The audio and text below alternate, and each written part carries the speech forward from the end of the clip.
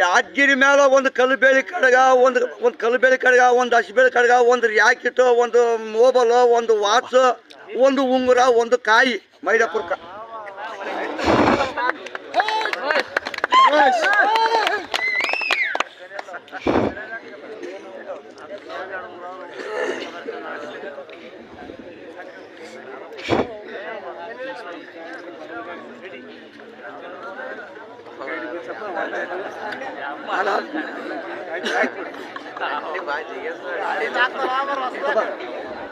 ಹಳಿದಾಕೈತಪ್ಪ ನಾನು watch ಹಳಿದಾಕೈತಿಲ್ಲ watch ಅಲ್ಲ ನೀ ಕೈಯಂದ್ರೆ ಹಳಿದ